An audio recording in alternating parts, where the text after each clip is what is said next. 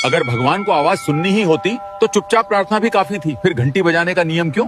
घंटी बजाने का कारण धार्मिक कम, वैज्ञानिक ज्यादा है। घंटी की ध्वनि एक खास फ्रीक्वेंसी रेंज में होती है जो दिमाग की रैंडम सोच को रोकती है। जब घंटी बजती है तो दिमाग में अल्फा वेव से जुड़ी अवस्था एक्टिवेट होती है। ये वेव्स फोकस और काम बढ़ाती हैं। तेज साफ ध्वनि आसपास के शोर को दबा देती है।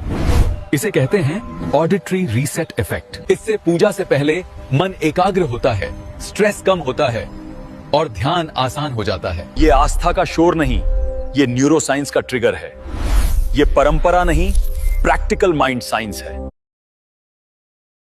अरे रुको, तुम्हें लगता है माला में 108 मोती होना सिर्फ एक लकी नंबर है या भगवान का पसंदीदा नंबर? गलत। ये भक्ति नहीं, गणित है। हमारे ऋषियों ने हजारों साल पहले बिना किसी टेलीस्कोप के ये कैलकुलेट कर लिया था। सूर्य से पृथ्वी की दूरी सूर्य के व्यास का ठीक 108 गुना है और पृथ्वी से चंद्रमा की दूरी चंद्रमा के व्यास का ठीक 108 गुना है। यानी 108 कोई रैंडम नंबर नहीं।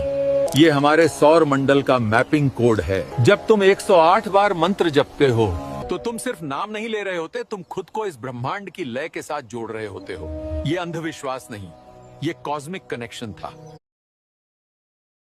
लोग कहते हैं चांदी का चम्मच लेकर पैदा होना अमीरी है, लेकिन हमने बच्चों को चांदी के बर्तन में इसलिए नहीं खिलाया कि हम रईस थे, बल्कि इसलिए क्योंकि चांदी प्राकृतिक रूप से एंटीबैक्टीरियल होती है। विज्ञान इसे ओलिगोडायनामिक इफेक्ट कहता है। चांदी के आयन कई बैक्टीरिया की संरचना को नुकसान पहुंचाते हैं और उनकी बढ़त को रोकते हैं। पुराने समय में जब आधुनिक फिल्टर नहीं थे, तब पानी में चांदी का सिक्का डालना बैक्टीरिया की मात्रा कम करने का तरीका था। आज हम जानते हैं कि कुछ प्लास्टिक बर्तनों से लंबे समय में नुकसान हो सकता है, जबकि चांदी जैसे धातु खाने को अपेक्षाकृत सुरक्षित रखने में मदद करते हैं। ये दिखावा नहीं था, ये बच्चों को इन्फेक्शन के जोखिम से बचाने की एक समझदार परंपरा थी।